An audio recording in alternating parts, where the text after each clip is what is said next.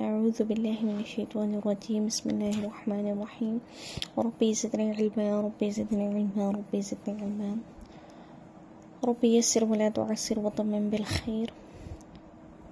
अस्सलामु अलैकुम वरहमतुल्लाहि वबरकातुहू। उम्मीद है आप सब खैर वाफियत से ईमान के बेहतरीन हालतों में होंगे इंशाअल्लाह।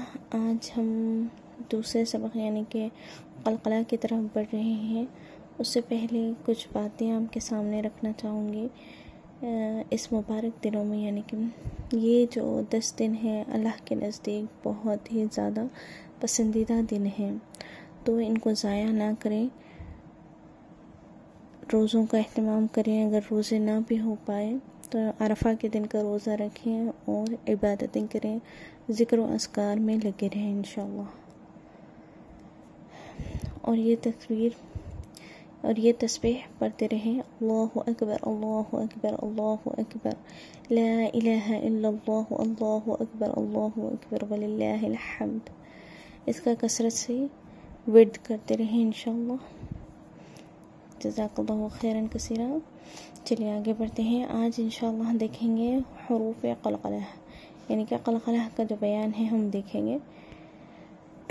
तो हुरूफ क़लक़ला कितने हैं? 5 हैं। हुरूफ क़लक़ला 5 हैं। क़ाफ, ता, बा, जीम और दाल। कितने हैं? 5। ठीक है। क़ाफ, ता, बा, जीम और दाल। इनको अगर हम मिलाकर लिखें यानी कि इनका मजमूआ होता है क़ुत्ब जद। ठीक है।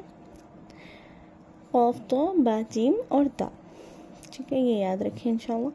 हाँ, तो अब इनका पूरा डेफिनेशन यानी कि पूरी अदायगी देखते हैं ये हुरूफ क़लक़ला का कायदा है क्या। ठीक है, चलिए। हुरूफ क़लक़ला 5 हैं। क़ाफ, ता, बा, जीम और दाल, जिनका मजमूआ क़ुत्ब जद है। जैसे कि हमने पिछले देखा, जब इन पर जज़म हो। किन पर? जब क़ाफ, ता, बा, जीम और दाल पर अगर जज़म हो तो इनको पढ़ते वक्त इनके मखरज टक्कर खाकर अलग हो जाते हैं, यानी कि इनके मखरज आपस में टकराते हैं और अलग हो जाते हैं। इनके अलावा किसी जज़म वाले हुरूफ पर क़लक़ला नहीं होगा, यानी कि सिर्फ ये 5 हुरूफ पर ही जज़म आने पर क़लक़ला होगा। उसके अलावा अगर किसी और हुरूफ पर आ रहा है क़लक़ला तो वहाँ पर क़लक़ला नहीं होगा। ठीक है, इसको याद रखिए। तो चलिए अब देखते हैं इनके मखरज टकराने का मतलब क्या था। ठीक है, चलिए आगे बढ़ते हैं। जैसे कि यहाँ पर आप देख रहे हैं, अब जब हम बोल रहे हैं, ठीक है, अब पे रुक जाइए, आप पूरा ब न मत बोलिए। ठीक है, हमजा बाजबर अब पे हम जब रुकते हैं तो सिर्फ अब बा के मखरज पे रुकना है ना, अलिफ और बा के मखरज पे। ठीक है, अलिफ का मखरज जो है मुँह के काले हिस्से से निकलना है, बा जो कि दोनों होठों के, तो वहाँ पर आपने रुक जाना है। अब उसके बाद जो आप ब बोलते हैं ना, जो ब बोलकर छोड़ते हैं, वो क्या होता है? वो होता है मखरज का टकराव। ठीक है, अब ब जो छोड़ रहे हैं हुरूफ को मिलाकर, यानी कि होंठ को जब हम मिला रहे हैं उसके बाद जब छोड़ रहे हैं तो वहाँ पर क्या हो रहा है? मखरज का टकराव। अत जब भी क़लक़ला हो उसको फोर्सफुली थोड़ा सा दबाव दीजिएगा। अत। ठीक है, अब इस तरीके से। ठीक है, चलिए आगे और एक मिसाल के साथ ज़रिए समझाती हूँ इंशाअल्लाह। तो हुरूफ क़लक़ला कितने थे? 5 थे। क़ाफ, ता, बा, जीम और दाल। ठीक है, इनके ऊपर जज़म होना चाहिए, लाजिम है कि इनके ऊपर जज़म हो। ठीक है, इनके ऊपर जब जज़म होगा तभी क़लक़ला होगा। क़लक़ला का मायना था कि दोनों में टकराव, यानी कि मखारिज में टकराव। जब इनको पढ़ते हैं तो इनका मखरज क्या होते हैं? टक्कर खाकर अलग हो जाते हैं। तो मैंने यहाँ पर देखिए कार डाले हैं। यहाँ पर एक कार इधर से आ रही है और दूसरी कार इधर से आ रही है, जो कि बहुत तेज़ी में है दोनों। ठीक है, जब ये तेज़ी में एक दूसरे से टकरा रही हैं, टकरा कर जो थोड़ा सा पीछे होते हैं ना, कुछ भी चीज़ अगर एक दूसरे से फोर्सफुली टकराती है तो थोड़ा पीछे हटती है, लाजिम है ना। जो वो पीछे हटना ही क़लक़ला है। वो जो टकराव हो रहा है मखरज का, उसके बाद क्या हो रहा है, पीछे हट रहा है, तो वो छोड़ रहे हैं।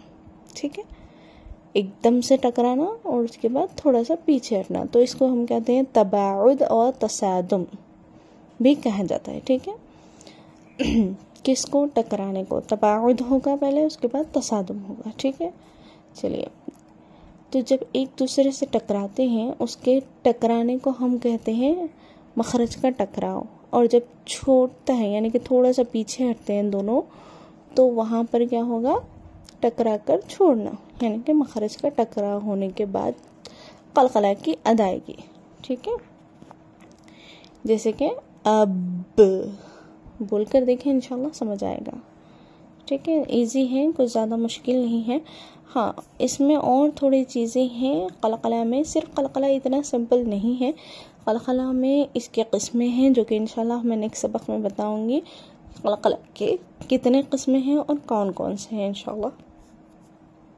अभी तक के लिए कलकला को समझिए, उसके बाद इंशाल्लाह उसके किस्में बयान करूँगी। ठीक है, तो चलिए, उम्मीद है इतना समझ गए होंगे। एक बार दोहराती हूँ, हरूफ कलकला 5 हैं, क़ाफ, ता, बा, जीम और दाल। जब इन पर जज़म हो, यानी कि ये 5 हरूफ पर जब जज़म हो तभी कलकला होगा, वरना कलकला नहीं होगा। ठीक है, इनको पढ़ते वक्त इनके मखरज आपस में टकराते हैं और अलग हो जाते हैं। इनके अलावा किसी और हरूफ पर कलकला नहीं होगा, जज़म आने पर भी कलकला नहीं होगा। ठीक है, चलिए देखते हैं मश्क के साथ। यहाँ पर मैंने पूरे हरूफ को लिखा है और उनकी मश्क रखी है। ठीक है, अक, अत, अब, अज, अद। ठीक है, अक, अत, अब, अज, अद। टकराव देखिए इनका। ठीक है, चलिए एक और मश्क देखते हैं इंशाल्लाह। लहब, ब, लहब ऐसा नहीं बोलेंगे, हाँ, अब, ब की आवाज़ थोड़ी सी आनी चाहिए। लहब, यजअल, यजअल। ठीक है, चलिए, उम्मीद है आज का सबक समझ आया होगा इंशाल्लाह। तो प्रैक्टिस में रही इंशाल्लाह। नेक्स्ट इंशाल्लाह हम इसके अक़साम देखेंगे कि कलकला के कितने अक़साम हैं और कौन कौन से हैं। उसके साथ साथ ये दिनों में इबादतें करें और ज़िक्र अस्कार में लगे रहें इंशाल्लाह।